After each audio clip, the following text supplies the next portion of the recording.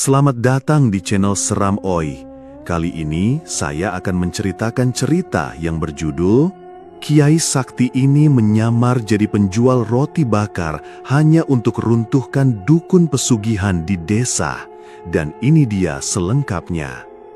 Tahun 1996, desa Kedung Arum bagaikan terperangkap dalam bayangan gelap yang panjang. Sejak awal tahun, desa kecil di pinggir hutan jati itu dihantui rasa takut. Satu demi satu warganya menghilang secara misterius tanpa jejak. Ada yang lenyap saat pulang dari sawah, ada yang tiba-tiba tak kembali dari pasar, bahkan ada yang hilang di dalam rumahnya sendiri.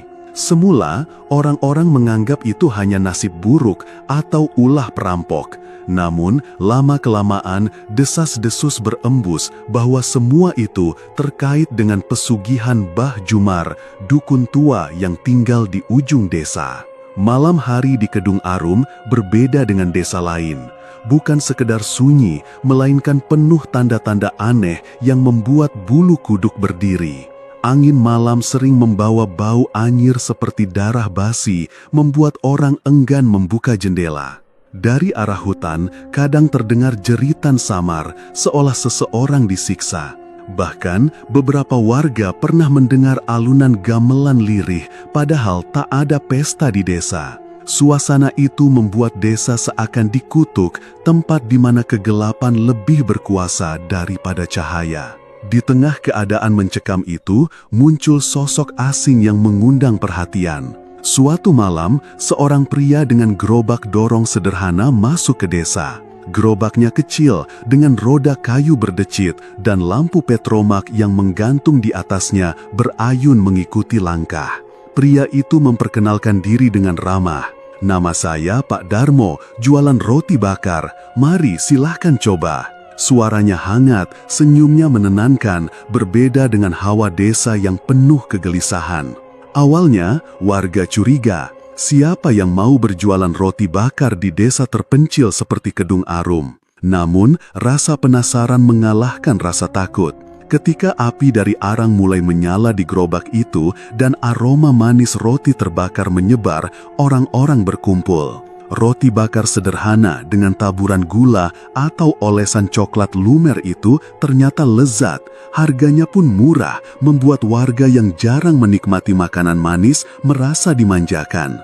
Anak-anak desa yang biasanya dicekam mimpi buruk mulai berani keluar rumah karena ingin menyaksikan gerobak bercahaya di malam hari. Mereka menyapa, tertawa, dan sering mengganggu Pak Darmo sambil meminta roti gratis. Anehnya, Pak Darmo tak pernah marah. Ia bahkan pandai bercanda, menirukan gaya penyanyi dangdut tahun 90-an atau sesekali menirukan suara radio yang sedang populer. Suasananya hangat, seolah kehadirannya membawa sedikit terang ke desa yang gelap. Orang-orang dewasa pun mulai membuka hati. Ada Pak Slamet, tukang becak desa yang sering mengeluh rezekinya seret, kini punya alasan keluar malam hanya untuk ngobrol di dekat gerobak. Ada Bu Mani, janda penjual sayur yang merasa aman ketika melewati jalan gelap karena ada cahaya petromak Pak Darmo. Bahkan, pemuda-pemuda seperti Budi ikut senang nongkrong sambil membantu meniup arang. Gerobak kecil itu berubah menjadi titik berkumpul yang jarang ada di Kedung Arum. Namun, semua keramahan itu hanyalah lapisan luar. Di balik senyumnya, Pak Darmo menyimpan rahasia besar. Nama aslinya bukan Darmo. Ia adalah Kiai Sulaiman, seorang ulama sakti dari pesantren tua yang sudah lama hilang dari ingatan banyak orang. Ia pernah dikenal sebagai murid terakhir seorang kiai besar yang wafat secara misterius. Setelah bertahun-tahun menghilang, ia kembali menyamar sebagai penjual roti bakar dengan tujuan tertentu, menyelidiki dan menghancurkan kekuatan Bah Jumar. Kiai Sulaiman tahu dukun tua itu sudah kelewat batas. Pesugihan yang ia pelihara bukan hanya memakan tumbal hewan, melainkan manusia. Jiwa-jiwa warga desa yang hilang dipersembahkan untuk jin-jin hitam demi menjaga kekayaan dan pengaruhnya. Jika tak segera dihentikan, Desa Kedung Arum akan berubah menjadi kuburan hidup bagi semua warganya. Namun, Kiai Sulaiman juga paham bahwa berhadapan langsung dengan Mbah Jumar sama saja dengan bunuh diri. Dukun itu memiliki pagar gaib yang hanya bisa diruntuhkan dari dalam, pelan dan hati-hati. Itulah sebabnya ia memilih penyamaran sederhana sebagai penjual roti bakar. Gerobaknya bukan gerobak biasa, setiap kayu, setiap paku, dan bahkan petromak yang menggantung di atasnya berayun mengikuti langkah. Bahkan, adonan roti yang ia buat setiap malam tak lepas dari bacaan wirid. Sambil melayani warga, Kiai Sulaiman diam-diam mengamati. Ia mendengar keluhan tentang hilangnya orang-orang, menghitung nama-nama yang lenyap, dan mencatat arah terakhir mereka terlihat.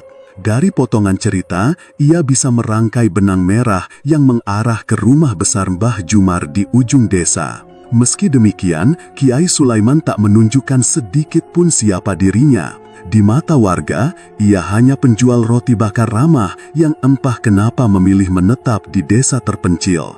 Ia menutupi sorot matanya yang tajam dengan tawa ringan, menyembunyikan doa-doanya di balik asap arang, dan menunggu saat yang tepat. Malam demi malam, gerobak itu berkeliling desa, berhenti di tikungan, dekat musola, atau di tepi sawah. Di sanalah ia mengintip kehidupan desa yang dikuasai ketakutan. Kadang, ketika api arang menyala lebih terang, ia menangkap sekilas bayangan hitam berkelibat di antara pohon jati. Kadang, angin membawa bisikan samar, suara tangis, atau panggilan minta tolong. Semua itu ia simpan dalam hati sambil terus menancapkan doa di setiap roti yang ia bakar. Bagi warga desa, mungkin kedatangan Pak Darmo hanyalah kebetulan yang membawa sedikit hiburan. Tapi bagi Kiai Sulaiman, ini adalah langkah awal dalam misi berbahaya. Ia sadar semakin lama ia di desa, semakin besar kemungkinan Mbah Jumar mengetahui keberadaannya. Namun, ia juga tahu satu hal, jika tidak ada yang berani melawan, maka Kedung Arum akan benar-benar tenggelam dalam kegelapan.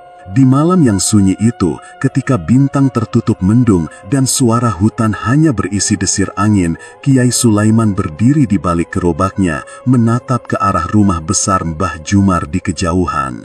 Senyum ramahnya lenyap, berganti tatapan tajam penuh tekad. "Waktumu akan tiba, Mbah Jumar," bisiknya lirih. "Dan aku akan ada di sini dengan gerobak sederhana ini menunggumu runtuh." Seminggu setelah kemunculan Pak Darmo dengan gerobak roti bakarnya, suasana desa Kedung Arum semakin mencekam. Warga mulai resah karena korban yang menghilang kian bertambah. Awalnya seorang remaja tanggung bernama Samsul, anak tunggal dari Pak Karto, petani sederhana. Samsul dikenal periang, sering membantu ayahnya di sawah. Namun suatu malam, setelah pulang dari ronda, ia tak pernah kembali. Sandalnya ditemukan tergeletak di dekat surau, namun jejak kakinya hilang begitu saja di tanah becek. Belum hilang duka keluarga Samsul, desa kembali diguncang kabar buruk. Bu Marni, janda muda penjual sayur keliling yang tinggal di ujung jalan, tiba-tiba lenyap. Pagi-pagi, gerobak sayurnya ditemukan masih utuh di depan rumah dengan dagangan yang belum dijual. Tetangganya bersaksi mendengar suara pintu rumah Bu Marni terbuka tengah malam, disusul bau kemenyan menyengat, tapi tak seorang pun berani keluar mengecek. Sejak saat itu, nama Bu Marni hanya tinggal kenangan. Kabar ini membuat warga semakin curiga dan takut. Bisik-bisik tentang pesugihan Mbah Jumar kembali terdengar. "Pasti ini ulahnya Mbah Jumar," kata Pak Slamet dengan suara bergetar ketika nongkrong di dekat gerobak roti bakar. Setiap kali ada yang hilang, tak lama kemudian ada orang kaya mendadak di desa ini. Beberapa warga mengangguk setuju, tapi tak seorang pun berani bicara keras-keras. Semua tahu, menyinggung nama Mbah Jumar sama saja mengundang maut. Malam-malam di Kedung Arum kian berat. Udara dinginnya tak wajar, menusuk sampai ke tulang. Kadang ayam berkokok tiba-tiba pada pukul 2 dini hari, seolah ada sesuatu yang tak terlihat lewat di halaman. Bau kemenyan sering menyelinap dari arah rumah besar Mbah Jumar, bercampur dengan aroma amis darah. Orang-orang yang mendengarnya memilih memejamkan mata, berpura-pura tidur agar tidak dijemput oleh makhluk gaib yang berkeliaran. Sementara itu, di balik gerobaknya, Pak Darmo alias Kiai Sulaiman semakin yakin bahwa dugaannya benar. Ia bisa merasakan getaran halus di udara setiap kali seseorang menghilang. Dari arah hutan, angin malam membawa suara-suara samar, bisikan yang terdengar seperti keluh kesah dan jeritan minta tolong. Kadang suara itu menyerupai suara anak-anak, kadang suara perempuan, kadang hanya rintihan yang menyayat telinga. Warga desa menganggap itu suara angin atau burung malam, tapi telinga seorang kiai sepertinya tak bisa dibohongi. Ia tahu itu adalah roh-roh yang terjebak, korban tumbal Mbah Jumar yang mencari pertolongan. Kiai Sulaiman tak bisa langsung menyerang. Ia memilih cara halus, menanam doa-doa dalam setiap adonan roti bakar. Setiap kali ia menaburkan gula, diiringinya dengan bacaan wirid pendek. Setiap kali ia mengoleskan coklat, ia bisikan ayat-ayat suci yang mampu melemahkan ikatan gaib. Bahkan, arang yang ia gunakan pun sudah ia rendam dalam air doa sebelumnya. Gerobak roti bakar itu bukan sekedar tempat berjualan, melainkan medan tempur kecil di mana ia perlahan meruntuhkan pagar gaib Mbah Jumar. Yang mengejutkan, anak-anak desa seperti Wawan dan Sri mulai merasakan pengaruhnya. Mereka biasanya sering diganggu mimpi buruk, berlari dikejar pocong, tenggelam di sawah hitam, atau dipelototi sosok perempuan berambut panjang di ujung ranjang. Namun, setelah sering makan roti bakar dari Pak Darmo, mimpi buruk itu berkurang. Sri bahkan berkata polos suatu malam, "Pak Darmo, roti bakarnya bikin aku bisa tidur nyenyak, gak ada lagi mbak-mbak rambut panjang di mimpiku." Pak Darmo hanya tersenyum mendengar itu. Dalam hatinya, ia bersyukur, berarti doa-doa yang ia selipkan mulai bekerja. Meski kecil, ia berhasil membuat anak-anak yang tak berdosa sedikit lebih tenang. Baginya, melindungi yang lemah adalah langkah pertama sebelum menghadapi sumber kegelapan itu sendiri. Namun, ia juga sadar bahwa Mbah Jumar pasti akan segera merasakan gangguan ini. Pagar gaib yang selama bertahun-tahun kokoh, kini sedikit demi sedikit retak karena doa yang menyebar lewat makanan sederhana. Itulah mengapa setiap malam angin desa terasa semakin berat, seakan-akan ada mata tak kasat mata yang terus mengawasi gerobak roti bakarnya. Pada suatu malam, ketika api arang menyala redup dan suara jangkrik mendadak berhenti serentak, Kiai Sulaiman mendengar bisikan lebih jelas dari biasanya. Suara itu seperti berasal dari dekat telinganya, meski tak ada orang lain di sana. "Tolong, bebaskan kami." Suara itu lirih, putus-putus, seperti berasal dari tenggorokan yang tercekik. Kiai Sulaiman menutup mata, membaca doa dalam hati, dan membiarkan suara itu mengalir. Ia tahu roh-roh itu sedang mencari jalan keluar. Ia menatap ke arah rumah Mbah Jumar yang besar dan gelap di kejauhan. Di atas genting rumah itu, samar-samar terlihat kepulan asap bercampur bau kemenyan yang menusuk hidung. Lampu minyak yang biasanya redup, kini menyala terang, seakan ada pesta gaib yang berlangsung di dalam. Kiai Sulaiman menarik napas panjang. "Kau bisa merasakan kehadiranku, Jumar," bisiknya lirih, "tapi aku tak akan mundur." Warga desa yang masih berkumpul malam itu hanya melihat Pak Darmo menutup mata sebentar sambil tersenyum. Mereka tak tahu apa yang sebenarnya ia dengar atau apa yang ia lakukan. Bagi mereka, Pak Darmo hanyalah penjual roti bakar ramah yang entah kenapa betah berjualan di desa yang angker ini. Namun bagi Kiai Sulaiman, setiap malam adalah pertarungan. Ia harus tetap tersenyum, harus tetap bercanda dengan anak-anak, dan harus tetap menjaga perannya sebagai pedagang sederhana. Padahal, di balik semua itu, ia sedang berperang dengan bisikan-bisikan gaib yang kian menguat, tanda bahwa tumbal baru telah jatuh ke tangan Mbah Jumar. Malam itu, saat ia mendorong pulang gerobaknya melewati jalan gelap, angin kembali berbisik. Kali ini lebih banyak, lebih nyaring, seperti sekelompok orang merintih serempak. Suaranya menyatu dengan desau daun jati yang bergerak di atas kepalanya. Kiai Sulaiman menunduk, menggenggam erat pegangan gerobak, lalu berdoa dalam hati. Ia tahu roh-roh itu tak akan berhenti berbisik hingga ia berhasil meruntuhkan kekuatan Mbah Jumar. Malam itu, udara terasa lebih dingin dari biasanya. Angin berembus pelan membawa bau anyir samar dari arah hutan jati. Suasana desa Kedungarum tampak lengang. Hanya beberapa anak muda yang duduk nongkrong di gardu ronda sambil memainkan gitar butut. Sementara itu, di dekat perempatan desa, gerobak roti bakar Pak Darmo tetap menjadi titik terang. Api arang menyala, mengusir kegelapan, dan cahaya petromak menggantung, menarik perhatian orang-orang yang lewat. Pak Darmo dengan senyumnya yang ramah tampak sibuk memanggang adonan roti.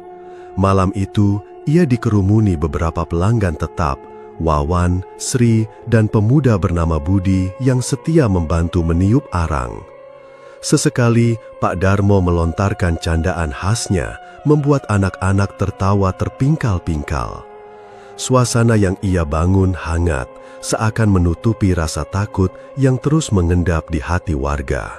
Namun, ketika malam semakin larut dan pelanggan mulai berkurang, sesuatu yang aneh mulai terjadi. Saat Pak Darmo menuangkan adonan ke atas wajan besi, tiba-tiba teksturnya berubah. Adonan lembut itu tak lagi berwarna kuning pucat, melainkan merah pekat, menjijikkan, dan mulai mengucurkan darah segar. Darah itu menetes ke arang yang menyala, mengeluarkan bunyi mendesis dan bau anyir menyengat. Pak Darmo terdiam. Wawan yang masih duduk di dekat gerobak sontak menutup hidung. "Pak, kok baunya aneh banget?" tanyanya polos. Sri ikut mengernyit, wajahnya pucat. "Ah, mungkin arangnya basah," jawab Pak Darmo cepat, menutupi kegelisahannya. Ia berusaha tetap tenang, meski di dalam hatinya, Kiai Sulaiman yang sejati merasakan sesuatu yang lebih besar sedang bergerak. Tiba-tiba, lampu petromak yang tergantung di gerobak berkelip lalu padam. Gelap seketika melingkupi perempatan desa. Namun bukannya gelap pekat, cahaya merah menyala justru muncul dari wajan besi, memantulkan bayangan aneh ke wajah orang-orang yang ada di sana. Wawan berteriak ketakutan, "Pak, roti bakarnya merah!" Ia menunjuk adonan berdarah yang kini seolah bergerak-gerak sendiri, seperti daging mentah yang hidup. Sri menjerit, sementara Budi yang mencoba menenangkan hanya bisa melangkah mundur dengan wajah tegang.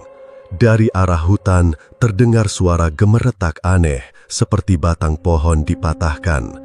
Lalu muncullah sosok raksasa hitam dari balik pepohonan. Tubuhnya tinggi besar, lebih dari 2 kali ukuran manusia biasa. Kulitnya hitam legam, namun wajahnya penuh belatung yang merayap keluar dari rongga matanya. Bau busuk menyengat menyertai kehadirannya. Makhluk itu berjalan lambat menuju gerobak roti bakar, setiap langkahnya membuat tanah bergetar. Anak-anak berlari pulang, menjerit-jerit ketakutan. Budi terpaku di tempat, matanya tak bisa lepas dari pemandangan mengerikan itu. Sementara Pak Darmo berdiri tegak, menatap sosok mengerikan yang kini mendekat. Dalam hatinya, Kiai Sulaiman tahu inilah peringatan dari Mbah Jumar, sebuah pesan gaib bahwa keberadaannya sudah mulai dicurigai. Pagar gaib dukun itu sudah retak dan reaksinya semakin keras. Makhluk itu mengangkat tangannya yang panjang dan berotot, siap merobek gerobak kecil itu. Suaranya menggeram, terdengar seperti ribuan lalat berterbangan. Wajahnya yang berbelatung mendekat, mulutnya terbuka lebar, mengeluarkan cairan busuk yang menetes ke tanah. Pak Darmo terdiam. Wawan yang masih duduk di dekat gerobak sontak menutup hidung. "Pak, kok baunya aneh banget?" tanyanya polos. Sri ikut mengernyit, wajahnya pucat. "Ah, mungkin arangnya basah," jawab Pak Darmo cepat, menutupi kegelisahannya. Ia berusaha tetap tenang, meski di dalam hatinya, Kiai Sulaiman yang sejati merasakan sesuatu yang lebih besar sedang bergerak. Tiba-tiba, lampu petromak yang tergantung di gerobak berkelip lalu padam.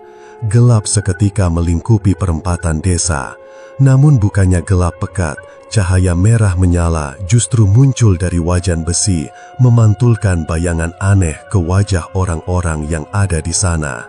Wawan berteriak ketakutan, "Pak, roti bakarnya merah!" Ia menunjuk adonan berdarah yang kini seolah bergerak-gerak sendiri, seperti daging mentah yang hidup. Sri menjerit, sementara Budi yang mencoba menenangkan hanya bisa melangkah mundur dengan wajah tegang. Dari arah hutan terdengar suara gemeretak aneh, seperti batang pohon dipatahkan. Lalu muncullah sosok raksasa hitam dari balik pepohonan. Tubuhnya tinggi besar, lebih dari 2 kali ukuran manusia biasa. Kulitnya hitam legam, namun wajahnya penuh belatung yang merayap keluar dari rongga matanya. Bau busuk menyengat menyertai kehadirannya. Makhluk itu berjalan lambat menuju gerobak roti bakar, setiap langkahnya membuat tanah bergetar. Anak-anak berlari pulang menjerit-jerit ketakutan. Budi terpaku di tempat, matanya tak bisa lepas dari pemandangan mengerikan itu. Sementara Pak Darmo berdiri tegak, menatap sosok mengerikan yang kini mendekat.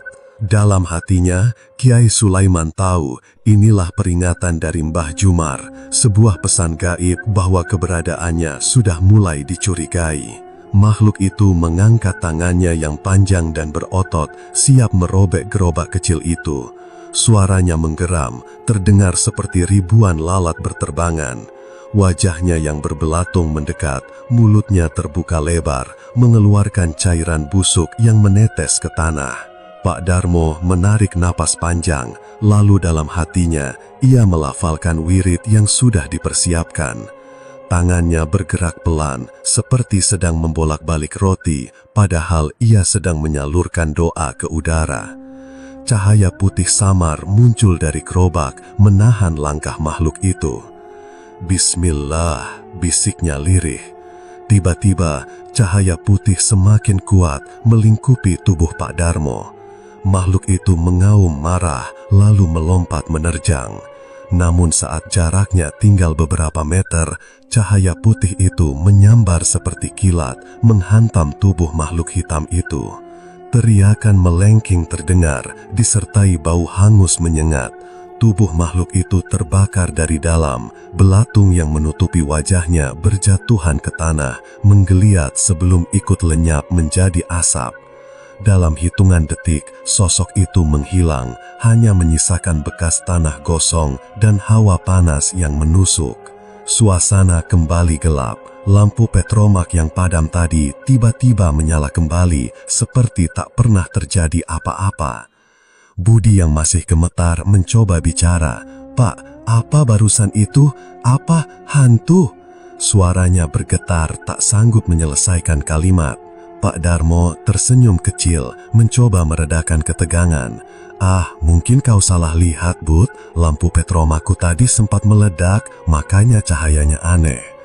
Ia menepuk bahu Budi, meski dalam hatinya ia sadar kebohongan itu hanya untuk melindungi anak muda itu dari rasa takut yang lebih dalam. Beberapa warga yang sempat melihat kilatan cahaya dari kejauhan berlari mendekat. Mereka hanya mendapati Pak Darmo berdiri di samping gerobaknya, roti bakar masih mengepul di atas wajan.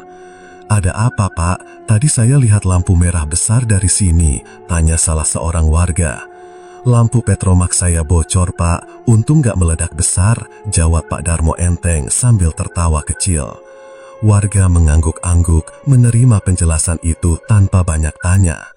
Tak seorang pun curiga, tak seorang pun tahu bahwa yang sebenarnya mereka lihat tadi adalah pertempuran singkat antara doa dan kutukan. Malam itu berakhir dengan ketenangan yang semu. Warga kembali ke rumah, anak-anak bersembunyi di balik selimut, dan suara jangkrik kembali terdengar. Namun di hati Kiai Sulaiman ada kegelisahan yang tak bisa disembunyikan. Ia tahu Mbah Jumar mulai merasakan kehadirannya. Pagar gaib dukun itu sudah retak dan reaksinya semakin keras. Sambil mendorong pulang gerobaknya, Pak Darmo menoleh sekali lagi ke arah rumah besar di ujung desa. Lampu minyak di rumah itu masih menyala, memantulkan bayangan aneh di dinding.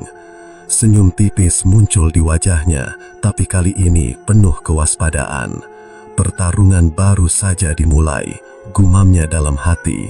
Seiring berjalannya waktu, kehadiran Pak Darmo, nama samaran yang dipakai Kiai Sulaiman, semakin diterima oleh warga desa. Setiap malam, gerobak roti bakarnya yang sederhana selalu ramai dikerumungi anak-anak muda, bapak-bapak yang baru pulang ronda, bahkan para ibu yang sekadar ingin berbincang sambil menikmati roti hangat dengan kopi hitam. Suasana itu membuat Kiai Sulaiman tampak seperti pedagang biasa. Tak ada yang mencurigai kalau ia tengah menyelidiki kegelapan yang melilit desa itu. Di antara semua pelanggan, ada seorang pemuda lugu bernama Budi. Tubuhnya kurus, rambutnya selalu tampak acak-acakan, dan bicaranya sering terbata, tapi hatinya bersih. Budi suka membantu Pak Darmo menyiapkan arang atau mengipas api, lalu, sebagai gantinya, ia diberi sepotong roti bakar gratis. Dari situlah, kedekatan mereka terjalin. Suatu malam yang teduh, setelah pembeli bubar, Kiai Sulaiman menatap pemuda itu dengan sorot mata dalam. Ia tahu, di balik keluguannya, Budi menyimpan sesuatu. Perlahan, ia membuka percakapan. "Budi, aku sering dengar orang bilang, di desa ini ada yang aneh. Orang-orang bisa mendadak kaya, tapi bersamaan dengan itu, selalu ada warga yang hilang. Apa kau tahu soal itu?" tanya Kiai Sulaiman sambil merapikan gerobaknya. Budi terdiam. Bibirnya bergetar seperti ingin mengatakan sesuatu, tapi tertahan oleh rasa takut. Matanya melirik kanan-kiri, memastikan tak ada telinga lain yang mendengar. Setelah menarik nafas panjang, ia bersuara lirih. "Betul Pak, saya sering dengar bisik-bisik itu. Kalau ada orang tiba-tiba rumahnya bagus, sawahnya meluas, atau bisa beli motor baru, biasanya ada tetangga yang lenyap beberapa hari sebelumnya. Orang-orang hanya bilang pergi merantau, padahal tidak pernah ada kabar lagi." Nada suaranya bergetar. Kiai Sulaiman mendengarkan dengan tenang, meski hatinya diliputi amarah. Ia tahu, pola semacam ini tak jauh dari praktik ilmu hitam yang membutuhkan tumbal. Budi melanjutkan dengan suara lebih rendah, hampir berbisik. "Ayah saya dulu pernah kerja di rumah Mbah Jumar, katanya disuruh bantu-bantu di gudang. Tapi suatu malam, ayah saya lihat sendiri ada lorong ke bawah tanah. Dari situ terdengar suara tangisan orang, bau anyir, dan bunyi gong kecil yang dipukul berkali-kali. Ayah saya ketakutan, lalu kabur. Sejak itu, beliau tak pernah berani lagi dekat-dekat rumah dukun itu." Kiai Sulaiman merasakan bulu kuduknya meremang. Informasi itu sangat penting. Ia akhirnya memutuskan membuka sebagian jati dirinya kepada Budi. "Budi, sebenarnya aku bukan hanya pedagang roti. Aku datang ke desa ini karena ingin menghentikan kejahatan Mbah Jumar. Aku tahu dia menggunakan ilmu terlarang, mengorbankan manusia untuk kekayaan para pengikutnya." Budi terkejut, matanya membelalak. "Pak, jadi benar? Selama ini saya kira hanya gosip. Kalau begitu, kenapa Bapak berani melawannya? Orang-orang saja tak ada yang berani menyinggung namanya." Kiai Sulaiman tersenyum tipis, meski ada beban berat di wajahnya. "Karena aku tak bisa diam melihat iblis berkuasa di tanah manusia. Tapi aku butuh bantuan. Kau beranikah menolongku?" Pemuda itu menggigit bibir, ragu antara takut dan keberanian. Tapi ingatan tentang ayahnya yang masih dihantui ketakutan, juga rasa benci pada orang-orang tamak yang jadi kaya dengan cara kotor, membuatnya mengangguk. "Saya akan coba, Pak. Apa yang harus saya lakukan?" Kiai Sulaiman meletakkan tangannya di bahu Budi. "Untuk sekarang, cukup awasi rumah Mbah Jumar. Lihat siapa saja yang datang, terutama orang-orang kaya baru. Tapi hati-hati, jangan sampai ketahuan." Malam itu, Budi pulang dengan wajah tegang, namun dalam hatinya ada tekad baru. Meski samar-samar, ia merasakan firasat buruk menantinya. Beberapa hari kemudian, kesempatan itu datang. Saat bulan pucat menggantung di langit, Budi diam-diam menyelinap mendekati rumah besar Mbah Jumar. Rumah itu berdiri di pinggir desa, dikelilingi pagar bambu tua yang dipenuhi lumut. Dari dalam, sesekali terdengar suara gamelan lirih bercampur bau kemenyan yang menusuk hidung. Budi berjongkok di balik semak, menahan nafas. Ia melihat beberapa pria berpakaian rapi masuk bergiliran, membawa sesuatu dalam karung. Dari jarak jauh, sulit melihat isinya, tapi ia yakin bukan barang biasa. Hatinya berdegup kencang. Namun, tiba-tiba hawa dingin menusuk tulang. Dari pekarangan rumah itu, muncul sosok tinggi besar, hitam legam, matanya merah nyala. Tubuhnya seperti asap pekat yang membentuk bayangan raksasa. Makhluk itu adalah penjaga goib Mbah Jumar. Budi panik, nafasnya tercekat, tubuhnya kaku. Sosok itu mendengus, mencium udara, seperti mencari keberadaan penyusup. Selangkah lagi, ia akan ketahuan. Tiba-tiba, terdengar suara lirih dari kejauhan. Bacaan wirid mengalun pelan, menembus malam. Kiai Sulaiman muncul dari kegelapan, berdiri tidak jauh dari tempat Budi bersembunyi. Dengan tasbih di tangannya, ia melantunkan ayat-ayat suci. Cahaya lembut keluar dari mulutnya, membuat makhluk hitam itu mengerang, lalu lenyap dalam sekejap seperti asap tersapu angin. Budi terkulai, nafasnya memburu, ia hampir saja pingsan. Kiai Sulaiman segera menghampiri, menarik tangannya agar segera menjauh. "Kau nekat sekali, Budi," ucap Kiai Sulaiman dengan suara tegas namun penuh kepedulian. "Makhluk itu bukan mainan. Kalau aku terlambat sedikit, kau sudah jadi santapannya." Dengan wajah pucat, Budi berusaha tersenyum. "Tapi sekarang saya percaya penuh, Pak. Semua cerita tentang Mbah Jumar memang benar adanya. Saya akan bantu Bapak, meski nyawa taruhannya." Kiai Sulaiman menatapnya dengan rasa hormat. Pemuda lugu itu kini menjadi sekutunya yang berharga. Namun dalam hatinya ia sadar, pertempuran yang akan datang jauh lebih berat, dan malam tadi hanyalah permulaan. Langkah Kiai Sulaiman terasa begitu berat ketika ia menuruni tangga batu sempit yang tersembunyi di balik lemari tua rumah Mbah Jumar. Nafasnya ditahan, matanya terus awas, menatap kegelapan yang hanya diterangi lampu minyak kecil yang ia bawa. Udara di dalam ruang bawah tanah itu lembab, dingin, dan beraroma busuk. Semakin ia menuruni tangga, semakin jelas terdengar suara-suara yang menusuk telinga. Jeritan, tangisan, bahkan doa-doa lirih yang terputus-putus, seolah lidah pengucapnya dicekik oleh sesuatu yang tak kasat mata. "Ya Allah, lindungi hamba-Mu," bisik Kiai Sulaiman. Dadanya bergetar karena merasakan getaran goib di sekitar tempat itu. Begitu kakinya menginjak lantai tanah yang keras, bau anyir darah langsung menyergap hidungnya. Perutnya hampir memberontak, namun ia menahan diri, menggenggam tasbih di tangannya erat-erat.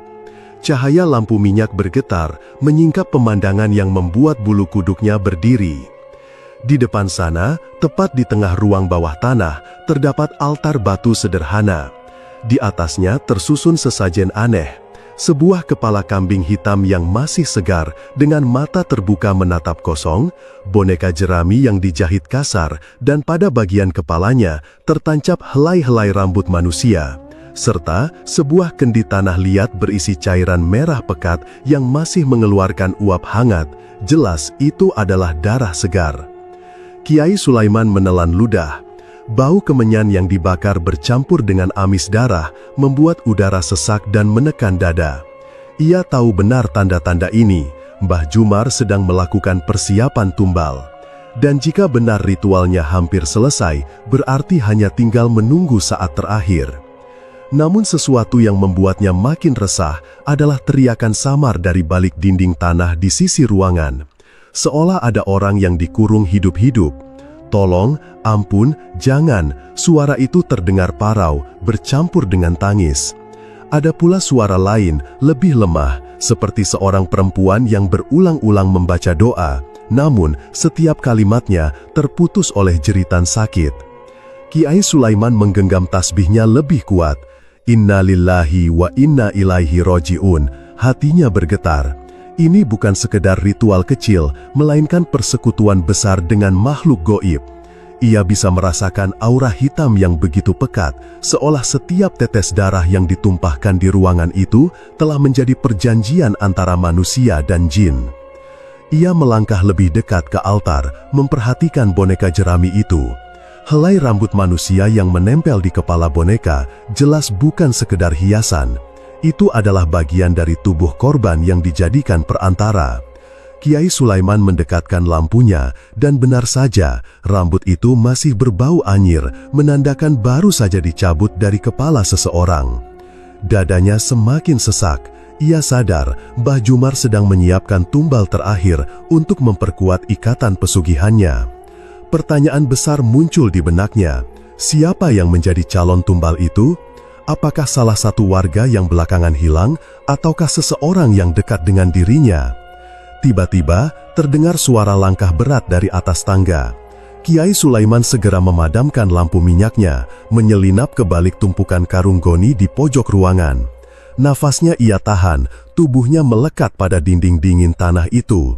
Suara langkah itu semakin mendekat, kemudian terdengar suara berbisik dengan bahasa yang tak ia pahami. Suara itu disusul bau anyir yang lebih tajam, bercampur dengan aroma dupa. Tak lama kemudian, sesuatu turun ke ruang bawah tanah, bukan manusia. Dari celah karung, Kiai Sulaiman melihat sesosok makhluk tinggi besar, seluruh tubuhnya hitam legam, matanya merah menyala. Itu adalah penjaga goib yang pernah hampir menangkap Budi malam sebelumnya. Makhluk itu berjalan mengelilingi altar, menunduk, lalu menjilat darah yang menetes dari kendi. Suara desis keluar dari mulutnya, membuat bulu kuduk Kiai Sulaiman semakin berdiri. Makhluk itu berhenti sejenak, kepalanya menoleh ke arah tempat Kiai Sulaiman bersembunyi. Jantung sang Kiai berdegup kencang, ia tak berani bergerak sedikit pun. Tubuhnya hanya bersandar pada doa-doa yang ia panjatkan dalam hati. "Lindungi hamba ya Allah," desisnya lirih. Makhluk itu mendekat beberapa langkah, mencium udara, lalu menggeram pelan. Namun tiba-tiba dari atas tangga terdengar suara ketukan kayu 3 kali. Makhluk itu segera kembali ke altar, membungkuk, lalu perlahan naik meninggalkan ruangan. Sepertinya ia dipanggil oleh Mbah Jumar. Kiai Sulaiman menghela nafas panjang, tapi tubuhnya masih gemetar. Ia sadar nyawanya hampir saja melayang jika makhluk itu menemukan keberadaannya. Dengan hati-hati, ia mendekati dinding tempat suara jeritan terdengar. Ia tempelkan telinga ke tanah liat yang dingin itu. Tangis lemah kembali terdengar, kali ini jelas seorang pemuda. "Tolong, siapapun, selamatkan aku." Kiai Sulaiman merasakan darahnya berdesir. Ia ingin sekali menggali atau membuka jalan menuju tempat tahanan itu. Tapi ia tahu, bila membuat suara, Mbah Jumar dan para pengawalnya bisa langsung menyadari keberadaannya. Ia harus bersabar, harus mencari cara lain. Ia melangkah mundur, kembali mengamati altar. Semua tanda menunjukkan bahwa ritual belum sempurna. Itu berarti waktu masih ada, meski sangat tipis. Calon tumbal itu masih hidup, walau mungkin tidak lama lagi. Sebelum meninggalkan ruangan, Kiai Sulaiman menggumamkan doa penguat, berharap bisa sedikit melemahkan kekuatan goib yang tertanam di altar itu. Bibirnya bergerak pelan, melantunkan ayat-ayat suci yang seketika membuat udara bergetar. Api dupa di altar mendadak mengecil, dan suara jeritan yang tadi terdengar keras kini meredup, seolah ada jeda dalam penderitaan mereka. Namun Kiai Sulaiman tahu ia tidak bisa lama-lama. Malam masih panjang, dan Mbah Juman pasti akan kembali melanjutkan ritualnya. Dengan langkah hati-hati, ia naik kembali ke atas tangga, meninggalkan ruang penuh kengerian itu. Di kepalanya hanya ada satu tekad, ia harus mencari tahu siapa calon tumbal terakhir itu sebelum semuanya terlambat. Desa Pandansari mendadak heboh ketika kabar menghilangnya Budi merebak dari mulut ke mulut. Anak muda yang sehari-harinya membantu ayahnya di sawah itu lenyap tanpa jejak sejak semalam. Orang-orang terakhir melihatnya sedang berjalan pulang dari surau setelah sholat Isya, namun sejak saat itu tak ada yang tahu kemana perginya. "Budi ilang Kiai, wong anake kui ora nate lunga jauh, mesti ono sing deli akake," ujar Pak Darmo dengan wajah pucat. suaranya bergetar seperti menyimpan firasat buruk. Kiai Sulaiman, yang sejak awal sudah curiga pada gerak-gerik Mbah Jumar, langsung merasa dadanya sesak. Ia tahu persis, hilangnya Budi bukanlah hal biasa. Semua tanda mengarah bahwa dialah yang akan dijadikan tumbal terakhir dalam pesugihan terkutuk itu. Lebih menyakitkan lagi, Budi adalah satu-satunya pemuda yang benar-benar percaya padanya sejak awal. Pemuda polos itu sering mendengarkan petuahnya, bahkan membantu menyingkirkan sesajen-sesajen yang ditemukan warga di dekat makam tua. Ya Allah, kuatkan hamba, jangan biarkan Budi menjadi korban, desis Kiai Sulaiman dalam hati. Tanpa membuang waktu, ia menyiapkan langkah nekat. Gerobak roti bakarnya yang sudah lama ia gunakan untuk mencari nafkah di pasar, kini ia jadikan tameng sekaligus alat penyamaran.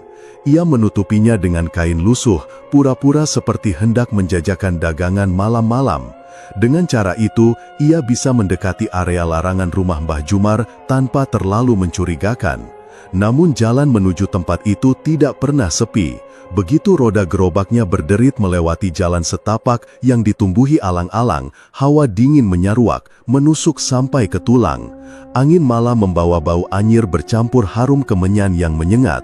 Dari balik pepohonan, suara lolongan panjang terdengar lirih, disusul tawa cekikikan yang membuat bulu kuduk berdiri. Langkahnya terhenti ketika 3 makhluk aneh menghadang. Seekor kera hitam besar dengan mata menyala merah, taring panjang menjulur hingga dagu, melompat dari cabang pohon dan menghantam tanah dengan hentakan keras. Di sisi lain, pocong dengan kain terbakar menggelepar-gelepar, tubuhnya mengeluarkan asap hitam beracun. Dan di depan jalan sempit, berdiri sosok wanita berambut api, matanya menyala bagai bara, kulit wajahnya melepuh seakan terbakar dari dalam. Kiai Sulaiman menggenggam tasbih yang selalu ia bawa. Suaranya gemetar tapi tegas ketika melafalkan doa. A'udzubillahi minasyaitonirrajim. Bismillahirrahmanirrahim. Makhluk-makhluk itu meraung, seolah doa yang ia ucapkan membakar tubuh mereka. Kera bertaring menjerit sambil menghantam tanah, menciptakan getaran yang hampir merobohkan gerobaknya. Pocong terbakar merayap maju, kain kafan hitamnya mendesis bagai bara jatuh ke minyak. Sedangkan wanita berambut api tertawa lantang, menyibakkan rambutnya hingga percikan merah membakar ilalang di sekeliling jalan. Dengan nafas terengah, Kiai Sulaiman mengangkat kedua tangannya, membaca wirid yang diwariskan gurunya. Cahaya putih tipis memancar dari tasbih, menangkis serangan percikan api dan mendorong kera itu mundur. Ia melangkah maju perlahan, tetap melantunkan doa meski tubuhnya diguncang rasa lelah. Namun semakin lama, tenaganya kian melemah. Doa-doanya seperti diserap oleh kekuatan goib yang lebih besar. Ia merasakan tubuhnya berat, seolah ada tangan tak kasat mata yang menarik energi kehidupannya. Ini ulah Jumar, desisnya, bibirnya gemetar. Ia tahu benar, Mbah Jumar sedang menyerap kekuatan dari tumbal-tumbal yang sudah ia korbankan. Setiap darah yang tertumpah, setiap jiwa yang melayang, menjadi cadangan energi untuknya. Dan kini, dengan persiapan tumbal terakhir, Budi, energi itu semakin dahsyat, membuat pasukan goibnya nyaris tak terkalahkan. Kiai Sulaiman terhuyung, pocong terbakar hampir menubruknya ketika ia berhasil menancapkan tongkat yang terselip di gerobak ke tanah. Tongkat itu adalah peninggalan gurunya yang konon hanya bisa dipakai dalam kondisi darurat. Ia menancapkannya sambil berteriak lirih, "Ya Qahhar." Sekejap, kilatan cahaya putih meledak, menyambar makhluk-makhluk itu. Kera bertaring terhempas ke batang pohon hingga tulangnya remuk, pocong terbakar meleleh bagai lilin yang habis, dan wanita berambut api lolong sebelum tubuhnya terpecah menjadi abu merah yang tertiup angin malam. Dengan nafas terengah, Kiai Sulaiman mengangkat kedua tangannya, membaca wirid yang diwariskan gurunya. Cahaya putih tipis memancar dari tasbih, menangkis serangan percikan api dan mendorong kera itu mundur. Ia melangkah maju perlahan, tetap melantunkan doa meski tubuhnya diguncang rasa lelah. Namun semakin lama, tenaganya kian melemah. Doa-doanya seperti diserap oleh kekuatan goib yang lebih besar. Ia merasakan tubuhnya berat, seolah ada tangan tak kasat mata yang menarik energi kehidupannya. "Ini ulah Jumar," desisnya, bibirnya gemetar. Ia tahu benar, Mbah Jumar sedang menyerap kekuatan dari tumbal-tumbal yang sudah ia korbankan. Setiap darah yang tertumpah, setiap jiwa yang melayang, menjadi cadangan energi untuknya. Dan kini, dengan persiapan tumbal terakhir, Budi, energi itu semakin dahsyat, membuat pasukan goibnya nyaris tak terkalahkan. Kiai Sulaiman terhuyung, pocong terbakar hampir menubruknya, ketika ia berhasil menancapkan tongkat kecil yang terselip di gerobak ke tanah. Tongkat itu adalah peninggalan gurunya, yang konon hanya bisa dipakai dalam kondisi darurat. Ia menancapkannya sambil berteriak lirih, "Ya Qahar!" Sekejap, kilatan cahaya putih meledak, menyambar makhluk-makhluk itu. Kera bertaring terhempas ke batang pohon, hingga tulangnya remuk. Pocong terbakar meleleh bagai lilin yang habis, dan wanita berambut api lolong sebelum tubuhnya terpecah menjadi abu merah yang tertiup angin malam. Hening sesaat, nafas Kiai Sulaiman tersengal, keringat dingin membasahi wajahnya. Ia berjongkok, memegang dadanya yang berdebar tanpa terkendali. Tenaganya terkuras, hampir habis, tapi ia tak boleh berhenti. Budi harus ditemukan sebelum terlambat. Dengan sisa tenaga, ia mendorong kembali gerobaknya menuruni jalan menuju rumah Mbah Jumar. Dari kejauhan, rumah itu berdiri mencekam, jendelanya tertutup rapat, namun cahaya merah samar terlihat merembes dari sela-sela papan. Bau kemenyan semakin pekat, bercampur aroma darah segar. Langkahnya terasa berat, tapi keyakinannya tak goyah. Ia tahu, di dalam rumah itulah Budi berada, terikat tak berdaya, menunggu nasibnya ditentukan. "Bertahanlah nak, aku akan datang," bisiknya lirih sebelum kembali melangkah masuk ke dalam bayang-bayang maut yang menantinya. Ruang bawah tanah rumah Mbah Jumar dipenuhi hawa yang menusuk dada, seolah udara sendiri berubah menjadi asap pekat yang menggigit kulit. Dinding-dinding batu berlumut bergetar halus, dan dari setiap sudutnya terdengar suara-suara bisikan asing yang mengerikan. Di tengah ruangan, lingkaran api hitam membakar lantai tanah dengan kobaran yang tak biasa. Apinya tidak berwarna merah, melainkan pekat, seperti bara arang yang diberi nyawa. Di dalam lingkaran itu, tubuh Budi terikat kencang oleh tali hitam berlapis kemenyan gosong. Anak muda itu berusaha meronta, wajahnya pucat pasi, keringat membanjiri pelipis. Tatapannya penuh panik, namun lidahnya keluh karena mulutnya disumpal kain merah yang berbau darah anyir. Ia tahu, sebentar lagi tubuhnya akan dijadikan tumbal terakhir bagi jin pesugihan Mbah Jumar. Kiai Sulaiman berdiri di ambang lingkaran api itu, jubah putihnya yang sederhana tampak berdebu karena perjalanan panjang. Tangannya menggenggam sebuah tasbih kayu tua yang manik-maniknya sudah kusam, namun justru menyimpan wibawa tak tertandingi. Wajahnya tenang, tapi sorot matanya tajam menembus kegelapan. Di seberang lingkaran api, berdirilah sosok Mbah Jumar. Tubuhnya sudah bukan lagi milik manusia seutuhnya.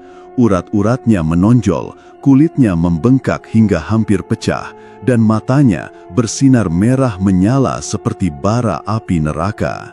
Suaranya berlapis dua, parau manusia sekaligus dengusan makhluk gaib.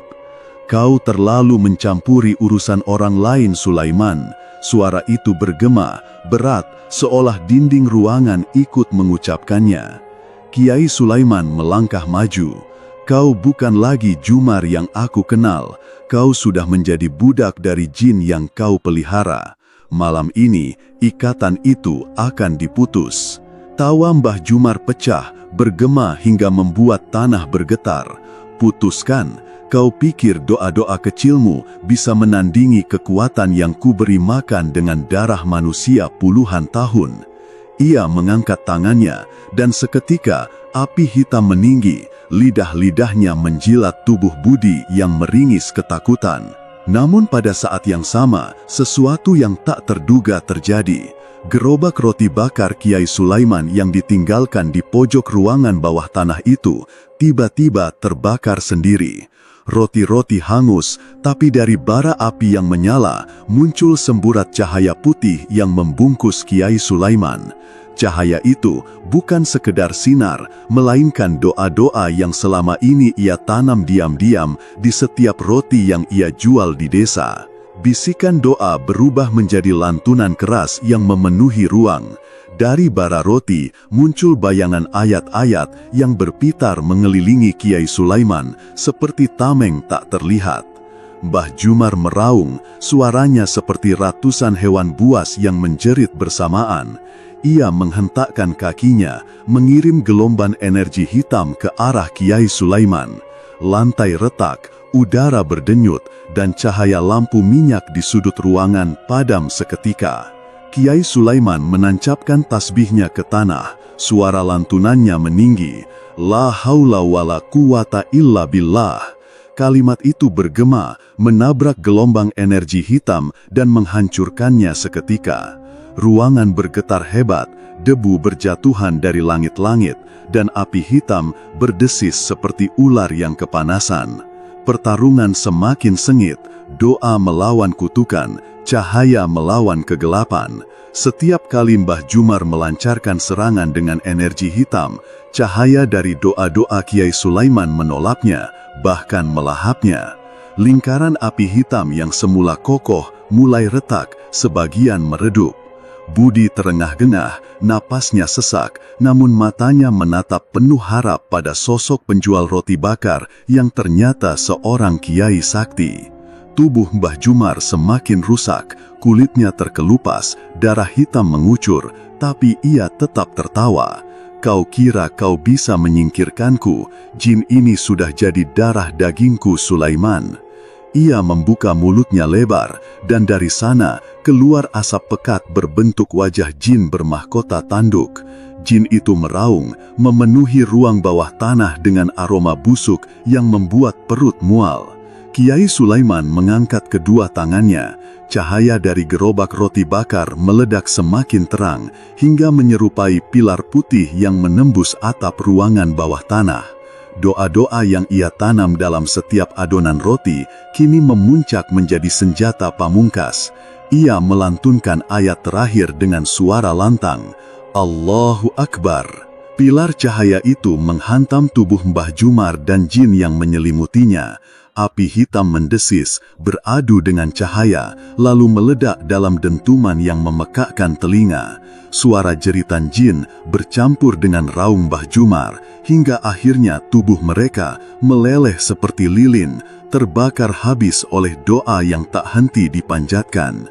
Lingkaran api padam, tali hitam yang mengikat Budi terputus, tubuhnya terlempar keluar lingkaran. Ia terbatuk-batuk, matanya berlinang air mata campur asap, namun ia masih hidup. Ketika debu meredah, Kiai Sulaiman berdiri tegak, napasnya berat, wajahnya pucat tapi sorot matanya tetap tenang. Tak ada lagi suara bisikan, tak ada lagi api hitam. Ruang bawah tanah itu kini hanya menyisakan puing, bara roti yang padam, dan bau kemenyan gosong. Budi merangkak mendekat, bersujud di depan Kiai Sulaiman. Pak, Kiai, terima kasih. Kalau bukan karena panjenengan, saya sudah mati jadi tumbal. Kiai Sulaiman membantu Budi berdiri lalu menepuk bahunya. Bukan aku, Dik, semua ini karena pertolongan Allah. Ingat itu baik-baik. Ketika mereka keluar dari rumah Mbah Jumar, langit desa Kedung Arum tampak lebih jernih. Angin malam berhembus tenang, seolah desa baru saja dibebaskan dari kutukan panjang. Namun, ketika warga berbondong-bondong mendekat, ingin mengucapkan terima kasih, Kiai Sulaiman sudah tidak ada. Yang tersisa hanya gerobak roti bakar yang gosong, berdiri sepi di pinggir jalan desa. Orang-orang hanya bisa berbisik-bisik, mengingat kembali penjual roti bakar misterius yang ternyata penyelamat desa mereka. Nama Kiai Sulaiman tidak pernah disebut, karena ia memilih pergi diam-diam, meninggalkan hanya jejak cahaya doa yang telah mengalahkan api neraka.